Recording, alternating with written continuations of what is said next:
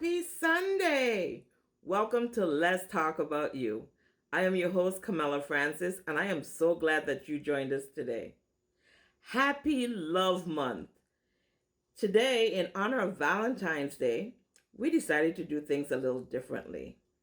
I want you to listen to some love stories, how they met, what works for them, and advice for you couples. Let's take a listen.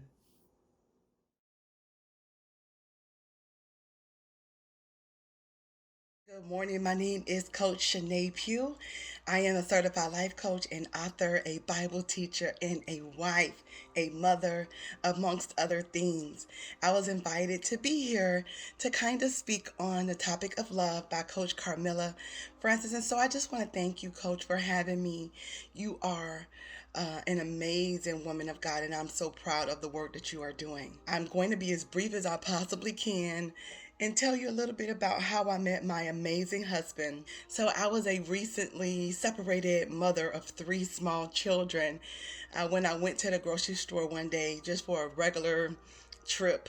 And I saw this amazing looking guy. He was tall and dark and handsome, and he had locks down to the back, to the middle of his back. And I just instantly felt a connection to him. I instantly thought it was a physical connection, but it was more like a wanting kind of to know who he was. And what happened after that was I began to think about him even when I would go home. When I would go back into the grocery stores, I would see him and get, just very anxious, butterflies in my stomach, and feel this, crush, more to speak. And so there was a cashier in the store who kind of asked me one day, why was I, fanning myself considering it was like really cold in the store. And I said, I think I got a crush. And that's how it all started. And she went to, introduce me and my husband, and we have been together ever since. Last year, we made 10 years of marriage. I am so blessed by who God chose for me. Because we both were married and things did not work out. We were young and we really didn't understand agape love. We didn't understand unconditional love. We didn't understand that in order to pour out our love on one another, we really needed to experience God's love for us first, right? And as a mom, it was important that I modeled the right way for my children the second time around. What my husband brought in my life has been a stability. He's taught me accountability. He raised the bar to how I moved in life. There's so many amazing testimonies behind it. But the best way I can describe our love story is he really is the yin to my yang. He is the complete opposite of me, and he is my necessary. He is my necessary. Let me say it like this. I am the emotional, out in the front, see my face, passionate one, right? He is the complete opposite of that, level-headed. He's a very intense thinker. He has, sat down and he has thought about it 100 different ways. He's able to make a decision without being all emotional, right? Even in disagreements and arguments, he's very level-headed, very intelligent. One of the things I loved how God partnered us is that he allowed us to meet one another in our process. So we weren't healed, we weren't whole, we weren't where we needed to be at to experience love. We were two broken wings. And what happened was a beautiful love story about redemption, reconciliation, restoration, forgiveness. We were wounded from our divorces. I know I was broken from some wounds in my childhood, and so was he. And even in the area of our careers, I was in a career that he wanted to be in. And so I was able to open up the door for him and show him the way in. And it was one of his childhood dreams to always pursue law enforcement. But once he met with me, there was a divine connection that happened. Hear me. A divine connection and divine timing for him to fulfill his divine purpose, and vice versa. He came into my life. He took a lot of that weight off of me. So I was able to allow God to minister to me, to heal me, to help others. And with him, I was able to start launching my first set of Bible studies, my first women's group. And after all of that, I became a certified life coach and a 3-time author. And I know it's because he came into my life. He helped me to see that my pain can be purpose. It can be a beautiful love story. Even how opposite we are, it works. You know it was God ordained because God didn't give you someone who's completely like you, but someone who can sharpen you. And that's what our love story is. I absolutely love my husband, and he absolutely loves me. And we cannot give one another love without first experiencing the love from the Creator. So I pray that this message has encouraged you and blessed you on your love journey. Ladies, I just want to tell you to slow down so you may be found. And men, I just want to tell you to go ahead and bust a move. If you know she's the one, stop waiting. What are you waiting for? Your time to love is now. Thank you, and God bless.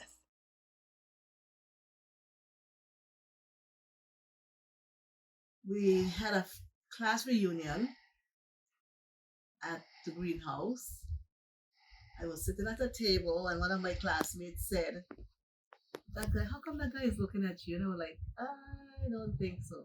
He's looking at you." I dismissed her. We went to dance, and then he came along to dance, and he was dancing right next to me. And my classmates said, "Why is this guy looking at you all night?" I was like, "I don't know, but I'll find out." So I went home and I called a friend of mine and I explained to them what the person looked like. And I told them that I believe he walks to bricks. So my little investigative mind went on and I called another person and they said who he was. So I came to work the next day and I said, Kamala, he works at Brinks. Let's call Brinks. I believe his name is Baron. Long story short, he came out to where we were working. I gave him a wrong name just in case it wasn't the person that I was looking for. I gave him a wrong name and then he came and I was like, oh my God, that's the guy. And then we spoke for a little while and then things got heated after that. That's my version of how we met. I don't know what was in his mind. I never asked the question, but today I'm going to find out. So let's go. Well, like she said, I was in greenhouse with some people, and it so happened that they were there. So I noticed out of all the other girls and out of all the other people, there was one in particular I was more excited than the others. I kept trying to come to dance close to her just to check her out because after I mean what I saw had fooled my eyes from the first instant. Anyway, so I leave it like that. And then it so happened that I didn't even know that she was investigating or she was doing what she was doing. I went to work as usual. And it so happened that I got a call, I think the next day or a few days after. And then when I came, I saw you all. I remember seeing you there, she and a few others. And then she maybe had a good look because she was kind of I don't know if she had like what she saw For the gate. you know. And then that's how it really started. Why I really wanted to meet her too, because I want to know I wanted to talk to her to ask her, well, you know because I to me she was missing something, man. You. And it so happened that I was right. My feeling towards him, and I'm sure it's reciprocated, it seems like yesterday. But it's not all of yesterday. Yes, we have a very good relationship. We are always together, not by force, but because we want to be together all the time. And yes, we do have our arguments every day, but it doesn't last for like 2 seconds. Yes, we have cried together. We laugh a lot. We joke a lot. We have our moments. We are human. In order for the love to grow, you have to keep the soil, like you like you put a plant in the earth. If you don't sometimes turn the soil up, you won't know if the plant needs nurturing. So just like any relationship, you have to sometimes turn the soil up to see what's really there, to see if it's worth what you're doing. You can't just have a plant in a pot and leave it there. Marriage is good. but you have to make a marriage. You can't just want to be married. Don't just wait for the wedding day. The wedding day is only a day, but the marriage is an eternity. And that's the most important thing. You have to live with the person. You have to accept the person as they are. You can't force what you would like on that person. Let that person gradually come into you and you into them so you can last. I already know what to expect because, we the same sign. So she ain't not much more than I'm not expecting. So that's why I could adjust, you know, and I'm thanking God that, well, I thank God for her, because she made a difference in my life because I used to kind of run around a little. And then I decided, well, when can she said, you know her. She ain't easy. So she had to decide, well, I'm going to put a spoke in this man wheel, he got to come down a notch. So, so, so I decided, well, okay, well, that was a good thing. And plus, we start aging a little. So I decided, well, you know what? It's just one place. We aging? Well, we'll do it eventually, and I hope we age for a very long time together. Thank you. You know, you understand. So that's why I ask God every day. I thank God for you, as I said before, and I hope that He make us a long life and make it prosperous as well together. And as you know, I'm very much in love with you. Oh, that's so sweet.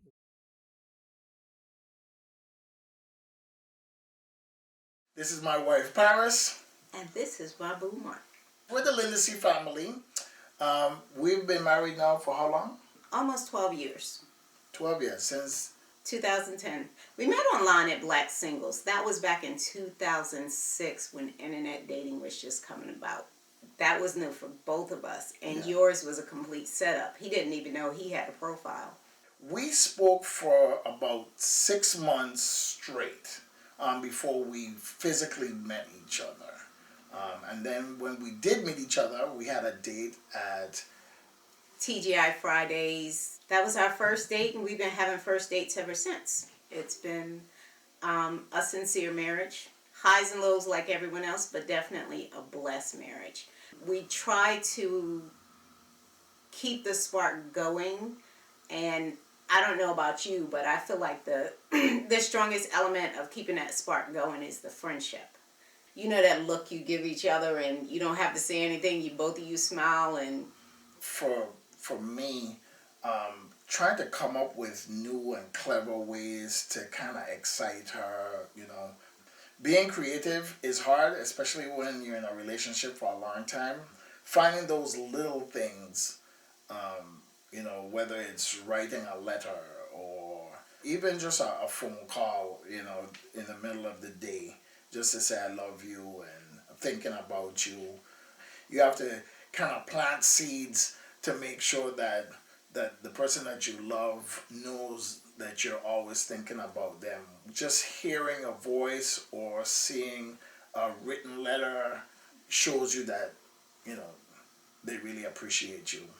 right, right. It doesn't always have to involve money when you're trying to simply keep the spark going.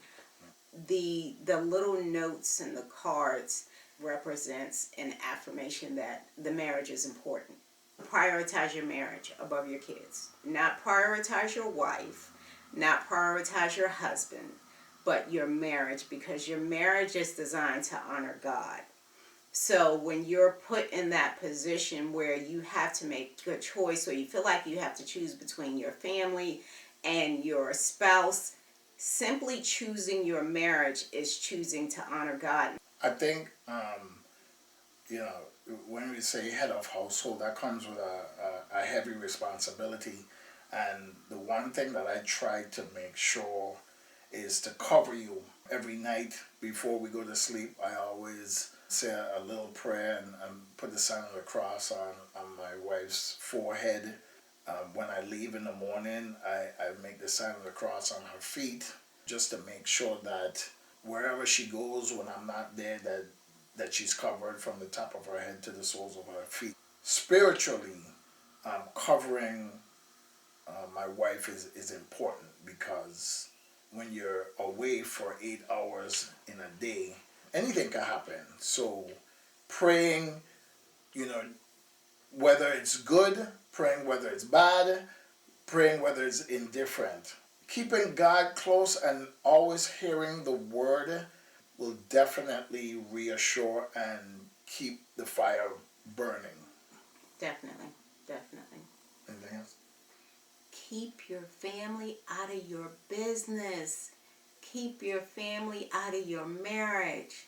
Because when you and your spouse have an argument and y'all have moved past it and forgot what the argument was about, your family will still hold on to it. Keep your marriage between you and God and your spouse. That's the threefold cord. I agree.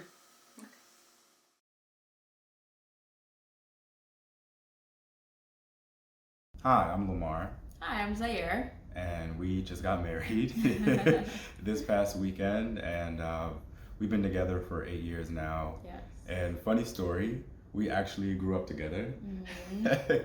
We were in the 34th grade together, and our parents, our dads in particular, were great friends and bandmates. Yes. And basically, we grew up in New Jersey, and we grew up in the same town in New Brunswick, and there was a small West Indian community that comprised of people from the Virgin Islands, Antigua, Anguilla, etc.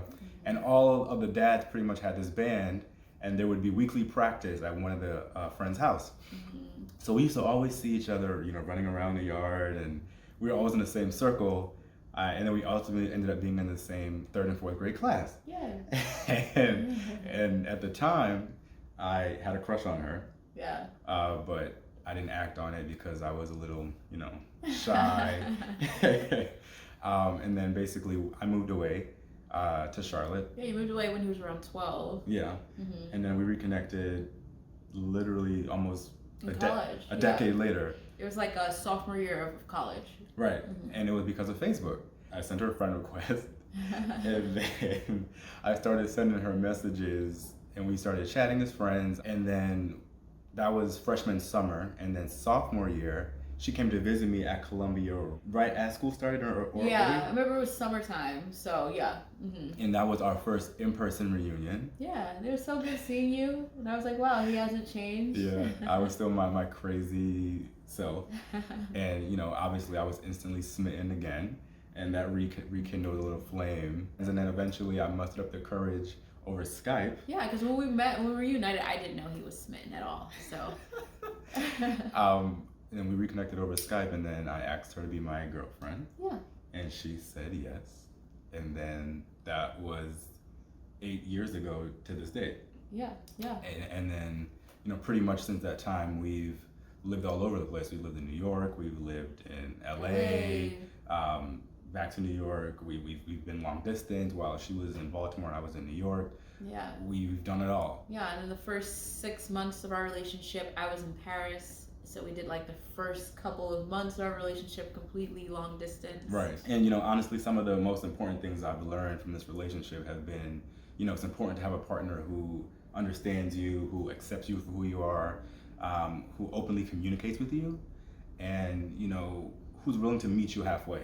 And I think that I commend Zaire for that, because I have an unconventional career path, and she's been very supportive and very willing to be flexible, whether it's with my career changes, my income changes, things, all of those things. And one, she's always been there by my side, and she's always been willing to meet me head on and be a great partner. And I think that, even through the challenges and the ups and downs and all the things that come with a relationship, we've been able to stay together and be strong because of both of us being willing to be open and honest and accepting of each other. Mm-hmm. And, it's just such a blessing, because nowadays it's so hard to find that, and I really appreciate Zaire for that. And even through our wedding planning process, as I mentioned earlier, we just got married this past weekend. Yeah. And given that it's COVID, we had to do a lot of planning to do an intimate ceremony.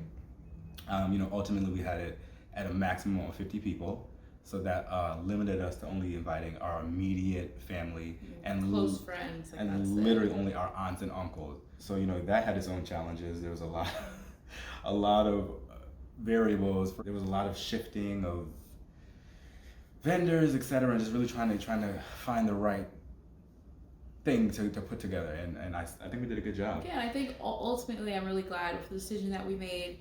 We also had the thing where we like agreed to COVID test every single person before we had our event, and I thought it was really beautiful and really intimate. I love how our families were really able to come together. Like I had a lot of of course, my immediate family, his immediate family, my grandmothers, his grandmother and his mom, like all just interacting and really getting to know each other. I think that's one of the benefits of like having a more intimate ceremony that I didn't really know would be a great benefit of just having it just be family and making sure the families really got to know each other really well during the reception and the ceremony. As newlyweds, we have that history of having rapport for years.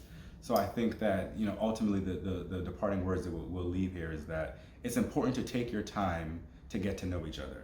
There's no rush from the first date to the marriage altar. And I think you should take the time to really get to know each other, to really learn the things that you both like and dislike, and to always open and honestly communicate with each other.